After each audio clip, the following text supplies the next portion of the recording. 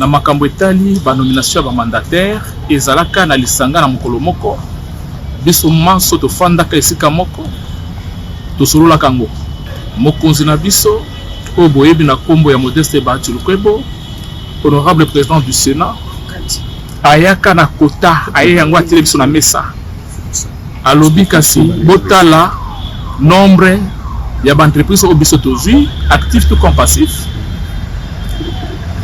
to solango totala lolenge nini tokoki kokabolango ya volonté na ye moko oyo regroupement ekoki ko imposer ye te yango na tolobaki topesa ye 3 postes kasi na 3 postes topesaki na koyebisa bino eza kaka moto moko kaka oyo ayebani na kombo ya Arlette, d'ailleurs madame Arlette Tito yende azwi ebunga ya kidégia par rapport à ce que leur papa fait pour les regroupements. Eza muke makasi. Après kolobake recommande biso et panzani ou bien ba regret zali, non, je vous dirais c'est faux archi faux. Aucun président d'un parti politique ou azali cofondateur et FDCA votre comme on a eu à l'équipe média à lobby que non de kanaki bongote non ba PV zali ya procès verbal bozali pe komona musala oyo Sénat ezali kosala à travers autorité morale biso président du Sénat bomona ba voyage kilikili nyonso na pona koluka kinya sur le plan diplomatique.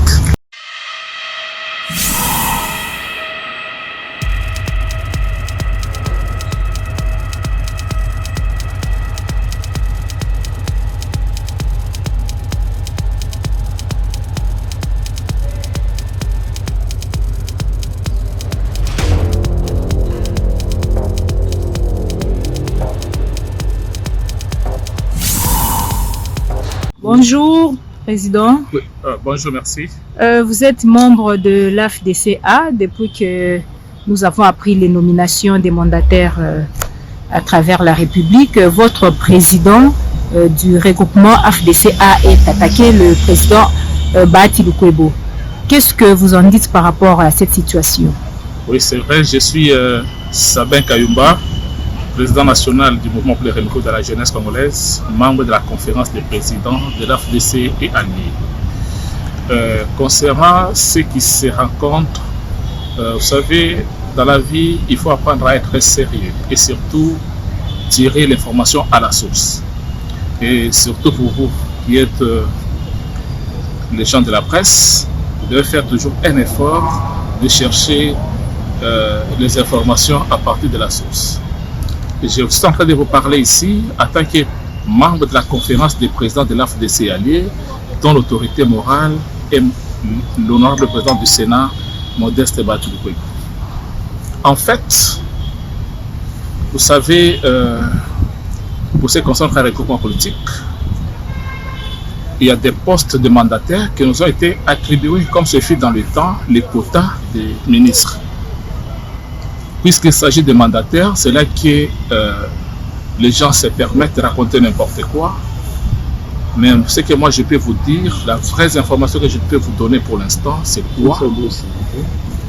Il s'était tenu une réunion un jour avec tous les membres de la conférence des présidents de l'AFDC alliés et notre autorité morale, l'honorable président du Sénat, les présidents statutaires de l'AFDC alliés, nous ont amené ça sur la table. Regardez notre quota, comment ça se présente.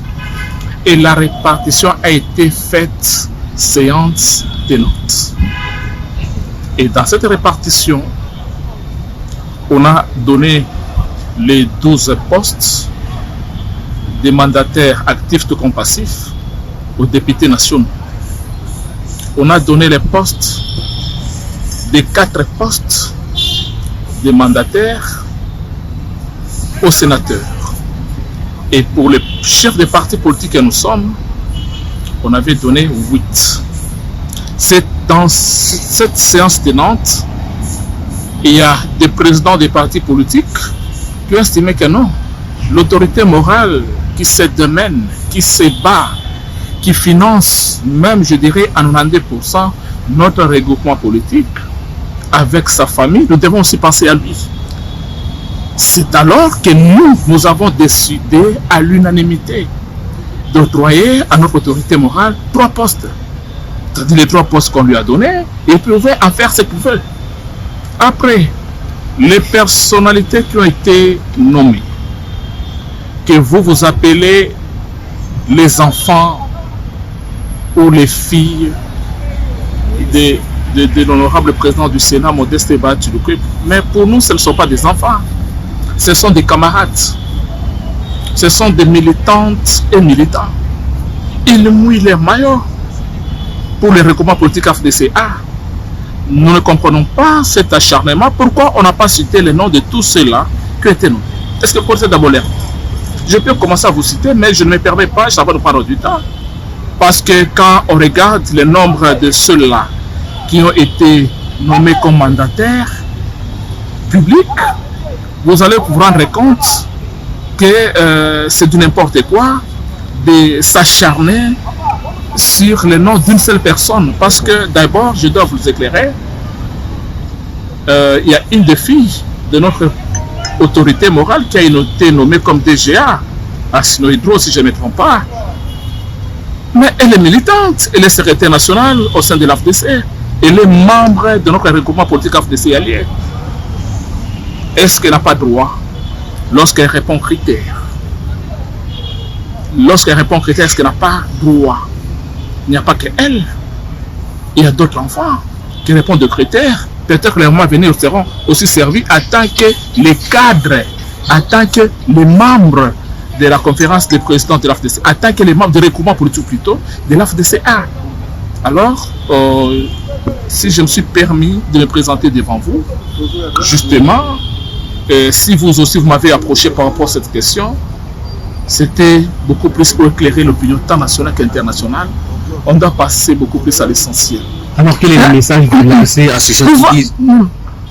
Pouvons-nous dire que l'AFDCA est divisée après la nomination des membres de la famille politique et de la famille biologique de Bachilukwebo, puisqu'il y a des contradictions? Beaucoup de gens se plaignent et ils sont mécontents après la nomination.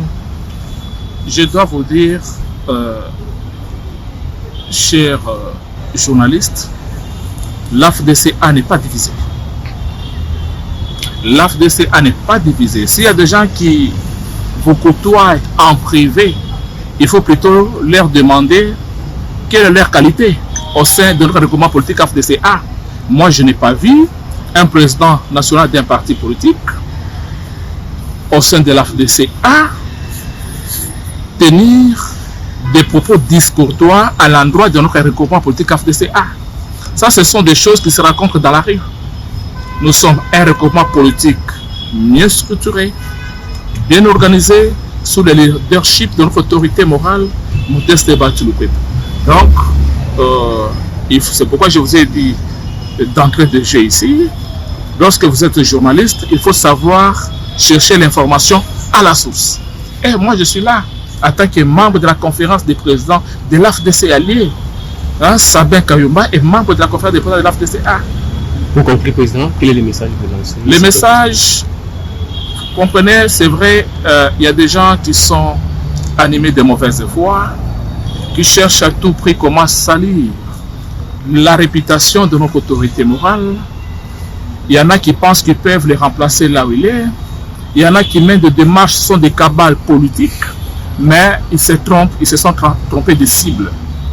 Nous, notre regroupement politique, nous sommes derrière le président de la République et notre autorité morale Modeste Bachilukwebo ne cesse de le répéter chaque fois que nous soutenons le deuxième mandat de Félix Antoine Tshisekedi Tshilombo, président de la République. Nous le soutenons au deuxième mandat et nous sommes en train de nous préparer par rapport aux échéances électorales. Je pense que d'ailleurs, d'ici samedi, nous serons fixés par rapport au calendrier électoral que nous soutenons. Il y a des problèmes d'actualité qui peuvent intéresser le peuple populaire. Par exemple, c'est que ce n'est pas à Bunagana. Alors pourquoi on doit se limiter à s'acharner sur la personnalité de quelqu'un pendant que notre pays est en péril? C'est d'ailleurs qui devrait être à la bouche de tous les Congolais. Azali bongo ko uzwa poste nyonso oyo esengeli te azwa kopesa bana na ye kopesa ba oyo bazali ba proche na ye mais bino ba parti politique boza un peu écarté nini ko koloba par rapport non toza écarté te eloko na kilo loba boye na makambo etali ba nomination ba mandataire ezalaka na lisanga na mokolo moko biso manso to fandaka esika moko to solola kango mokonzi na biso o boyebi na kombo ya Modeste Bahati Lukwebo honorable président du Sénat ayaka na kota aye yango atele biso na mesa alobi kasi botala nombre ya ba entreprise o biso tozui actif tout comme passif to solango totala lolenge nini tokoki ko kabolango mokolango na pe nazalaka en tant que président national ya mouvement pour le renouveau de la jeunesse congolaise nazalaka en tant que membre ya conférence des présidents de l'AFDC et alliés et na manso esalamaki wana tolobaki lokola toza na ba député belé toza pe na ba sénateur oyo ezali kosala force ya AFDCA nini esengeli tosala boni bakoki kozwa lokola ba entreprise yango tosalaki boye tolobi topesa na ba députés nationaux 12 postes. D'ailleurs na mongongo tozali koloba bango basoki déjà ya mingi ba députés nationaux topesa na ba sénateur 4 postes et salamaki na ba o bazali ba président ou ba chef de parti politique y compris l'AFDC dedans 8 postes et na no surtout esilité ezali ko lanisa mais kaka biso moko na bonne conscience na biso to ekotala mokonzi na biso façon azalaka zo bundela regroupement na biso Moutazali ko supporter regroupement. Moi je me permets d'ailleurs de vous donner les estimations. Azali ko salango au moins à 92% sur le plan financier. Moutouabongo azape na libota nae. D'ailleurs binonde bozali ko benga keno wana bana nae mais pour na biso bazali banate kasi bazali ba militantes et militants ya regroupement politique AFDCA. Yangwana tomonaki esengeli topesa mokonzi ye pe moi marge et permettre ye pe atia moto oyo ya ye moko ya volonté na ye moko oyo regroupement ekoki ko imposer ye te yangwana tolobaki topesa ye 3 postes kasi na 3 postes topesaki na koyebisa bino eza kaka moto moko kaka oyo ayeba na kombo ya Arlette d'ailleurs Madame Arlette Tito. Yende azali azu ebunga ya kidejea. Par rapport à ce que leur papa fait pour les regroupements, eza muke makasi. Après kolobake regroupement na biso et panzani ou bien ba regret zali, non, je vous dirais c'est faux archifaux. Aucun président d'un parti politique ou azali cofondateur de FDCA votre comme on a à l'équipe na média à lobby que non de kanaki bongote non pas te ba PV ezali ya procès verbal ya réunion wana donc et le ngana ko senga na bino ba journaliste ceux qui boki likambo ceux qui boki lisolo bosuka na ba rumeur te et sengeli kozonga ko kende lukango na muzindo na source neti da bonne to so la boye ezali source nazali membre de la conférence des présidents. Donc, ce que je peux vous dire, il n'y a aucun problème. Donc,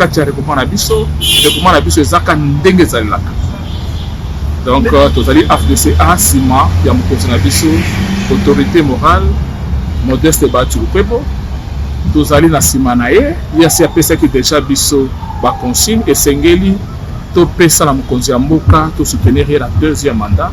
Après na manso mokonzi ya mboka Félix Antoine Tshisekedi azali kosala biso toza obe simana mona mboka kayima ndenge ozali koloba bongo baike penza oyo bazali mingi na kati ya Congo démocratique bazali kosepela te na ndenge bayi politique parce que ezali ka mona mboka baiki te oyo azali konometo kopesa ba nomination na bana naye bazali ebele les hommes na teke bana mboka pe Congo démocratique bazali kosepela te na comportement ya ba politiciens ndenge bakomi konome bana na bango tanke bazotika bayeba bandaki na bango bayeba nyokama bayeba salabu ozomona teke mwa eloko wana nde ezali koyokisa bana ekolo Congo démocratique mpe mapasi mingi toolanda bandeko bazali koloba ke politique d'abord les enfants d'abord donc papa mokondi bana mpe bakondi ozomona teke eza kitoko te na kati ekolo d'abord eza lokuta soki bolobi les enfants d'abord parce que ntango banomination ebandaki bomonaki kombo ya te ya mwana na ye moko te